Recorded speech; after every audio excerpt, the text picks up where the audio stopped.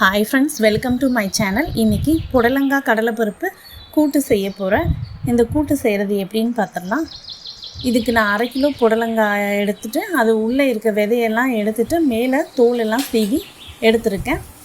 அதை 1 இன்ச் சைஸ்ல கட் பண்ணி வச்சிருக்கேன். அது கூட 4 ல இருந்து 5 பல்லு பூண்டு தட்டி போட்டுக்கோங்க. பூண்டு பல் சின்னதா இருந்தா கொஞ்சம் அதிகமா சேர்த்துக்கோங்க.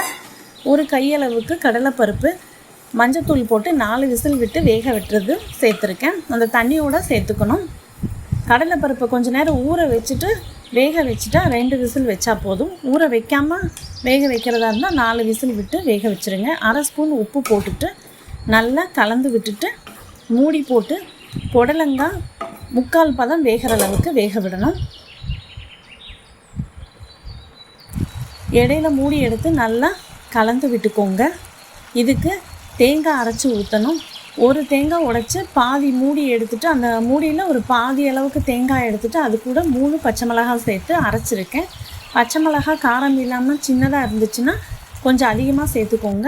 இதுக்கு வேறு எந்த காரமும் சேர்த்து போகிறதில்ல. கூட்டு ரொம்ப மைல்டாக தான் இருக்கணும், அப்போ தான் டேஸ்ட் நல்லாயிருக்கும். அதனால் வேறு எதுவுமே சேர்த்த வேண்டாம், மசாலா எதுவுமே சேர்த்த வேண்டாம். வெறும் தேங்காயும் பச்சை மிளகாயும் சேர்த்து அரைச்சிட்டு அதில் ஊற்றிடலாம். இதை நல்லா கலந்து விட்டுக்கணும். முதல்ல ஒரு 1/2 ஸ்பூன் உப்பு மட்டும்தான் போட்டேன். தேங்காய் ஊற்றுனதுக்கப்புறம் உப்பு பத்தாது, அதனால் இன்னும் ஒரு 1/4 ஸ்பூன் உப்பு சேர்த்துக்கலாம். இதை நல்லா உப்பை நல்லா மிக்ஸ் பண்ணி விட்டுட்டு மூடி போட்டு தேங்காய் பச்சை மிளகாவோட பச்சை வாசனை போகிற அளவுக்கு வேக விட்டால் போதும். ரொம்ப நேரம் வெந்துச்சுன்னா புடலங்காய் வெந்து ரொம்ப குழஞ்சிரும். அதனால் அளவாக வேக விட்டுட்டு ஸ்டவ் ஆஃப் பண்ணிக்கணும். இப்போ கூட்டுக்கு தாளிச்சிடலாம். எந்த வித கூட்டு செய்கிறதா இருந்தாலும் அதுக்கு தேங்காய் எண்ணெயில் தாளித்தா நல்லாயிருக்கும்.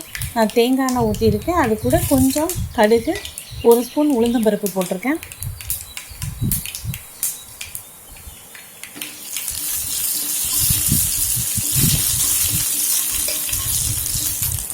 ரெண்டு வரமிளகாவை 2ஆக கட் பண்ணி போடுறேன்.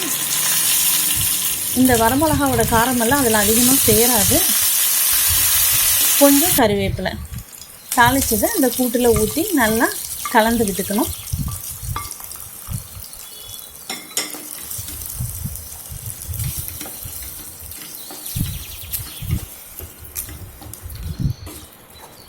இந்த கூட்டு எல்லா வித புளிக்குழம்புக்குமே நல்லா சூட் ஆகும். பூண்டு புளிக்குழம்பு, பாவக்காய் புளிக்குழம்பு, கத்திரிக்காய், வெண்டைக்காய் எல்லா புளிக்குழம்புக்குமே சைடிஷாக சாப்பிட நல்லாயிருக்கும். இப்போ புடலங்காய் கடலைப்பருப்பு கூட்டு ரெடி ஆயிடுச்சு. இதை நீங்களும் ட்ரை பண்ணி பாருங்கள். தேங்க்ஸ் ஃபார் வாட்சிங். Like and subscribe my channel.